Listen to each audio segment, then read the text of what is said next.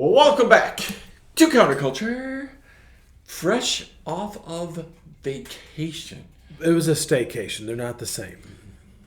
But it's okay. What is it was vacation anyway? You vacate. You have to vacate. leave. You have to leave. Whoa. That's true. I'm going to do that soon. I haven't never put that together. Yeah. Ooh, that's really good. I'm a genius. I figured that out all on. I know. I figured that out all on my own. We may have to talk about vacating sin, all right, yeah. rather than staycating sin. Right. Ooh. All right, that's not what I want to talk about. We just came off of Easter. Wait a minute. Let me write that down. I got to talk about it now. Keep talking. So Pastor Mark has been been ready. Give me a pen. Pastor Mark's been on this kick of all this pressure that all this pressure. And he handles pressure, my pressure, pretty well. You're pretty good. Well, you see that, or you're going to fire me. So I got to do something. What do we call it? We called it staycation or vacation. And you can sing the song "Vacation." I don't know the song. That's an 80s song, I'm sure. Regarding sin. Okay. All right. Now we're ready. Go ahead. Fantastic. Andrew. Now I have my battle axe pen back. Yes. Did you just call me a battle axe? Let's move on. Yeah, nice, smooth. It's actually, this will fit right in. So, yeah, okay. So Easter Sunday came and went. Yeah. We lots of thoughts on Easter. But last Sunday, I was speaking on part of the after the crucifixion, before the resurrection. And I was hit by the guards at the tomb. Mm-hmm. And the fact that these guards were guarding dead things. Ooh. Right? And then they had the opportunity, the only people on the planet, to actually be present when the actual resurrection happened. Right? And then they had a choice to make, Matthew tells us. They go and they report everything that happened. Right? They became like dead man during the whole thing. They report everything to the religious leaders. And the religious leaders are so blinded by the fact that the very thing that they feared was going to happen, Jesus would resurrect, happened. And they came up with a story. And the story was that the disciples came and stole the body. Right? But I got totally microscopically focused on this phrase, Pastor Mark. Are there dead things in my life that I am guarding that will not allow me to see a resurrection of things? Oh, boy. Does that make sense? Oh. So I want to know, first of all, it's always easier to talk about other people. So let's talk about other people first. Do you think that this is a problem within our church, that we have people who are guarding dead things? Oh, yes.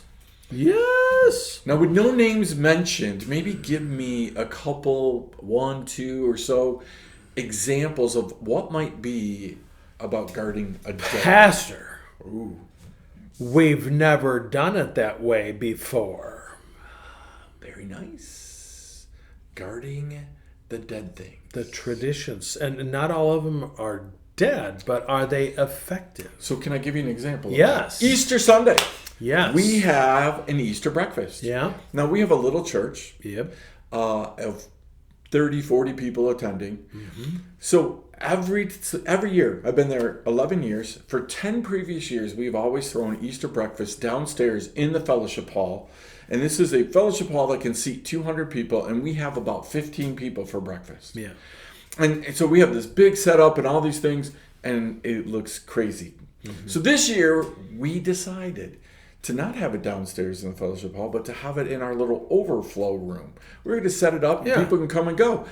There was some pushback. Is that, well, we've never done it that way. Do you know that this Easter Sunday, we had 40 people attend our breakfast? Sure. In this little room. Yeah. It was fantastic. But next year you go back to having it in the basement, because that's how we've always done it. We're going to go back to the dead things because now we had a need for it. We need more room. We need more space. But we were willing to say, well, I know we've never done it this way. Yeah. Let's do it this way. And something came out of that. Yeah. Right? Yeah. Any other examples that come to your head? Well, from breakfast, but it can also go to It can go to just even in minute. So how about church decorations? There you go. We always do it this way.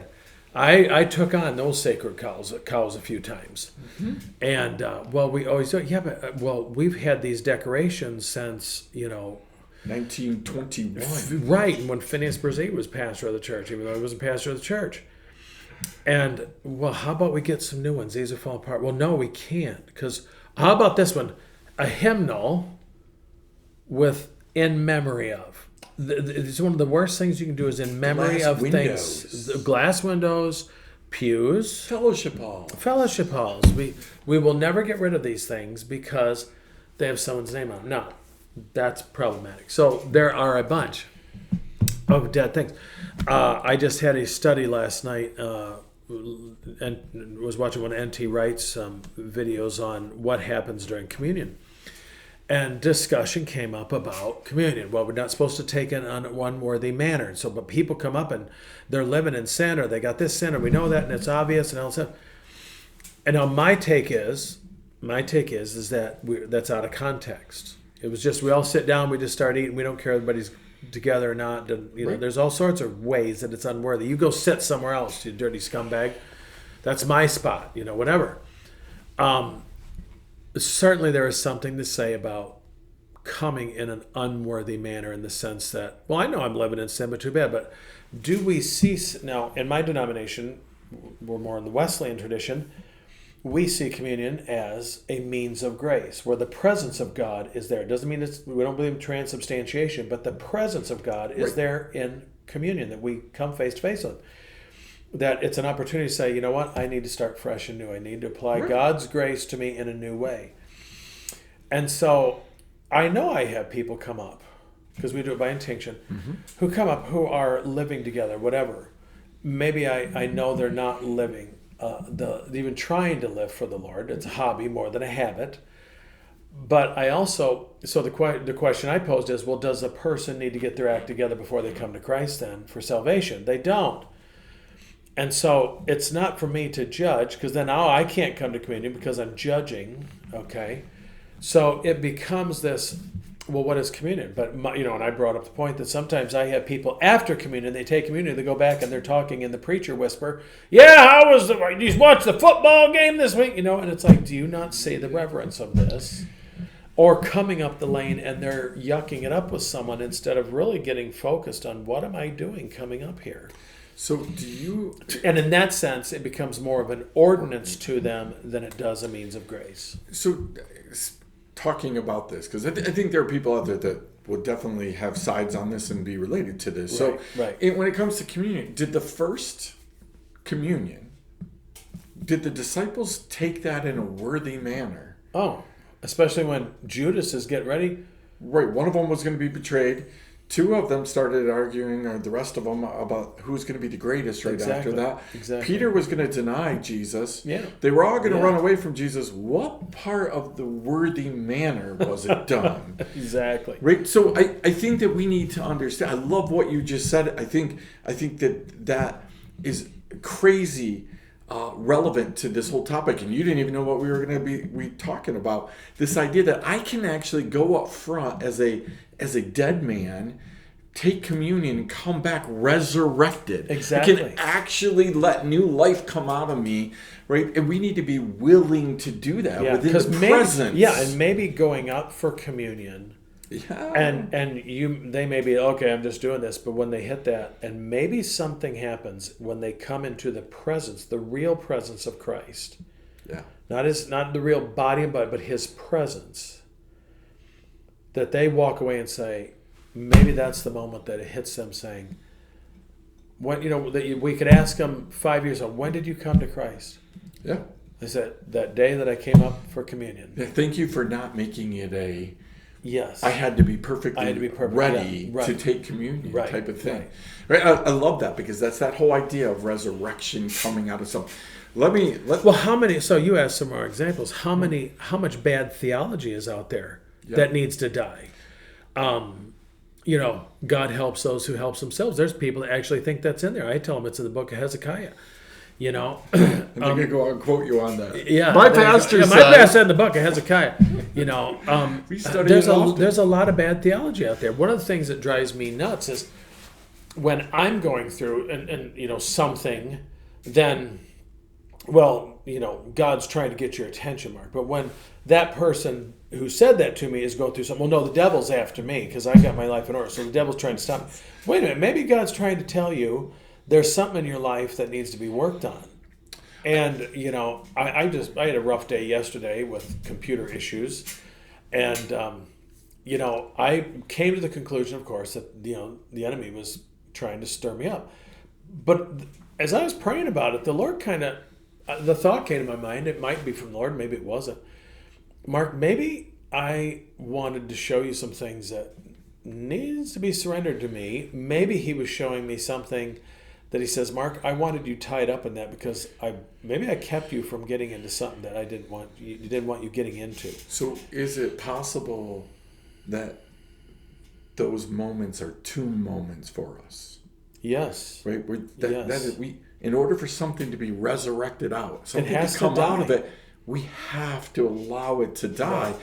But are we so worried about it that we're guarding the dead thing? We want to keep the dead thing. It's our identity. Right. I was going to say, it's our identity. We're afraid we're going to lose us if I lose it. So what did Paul say? He goes, I die daily. Mm-hmm.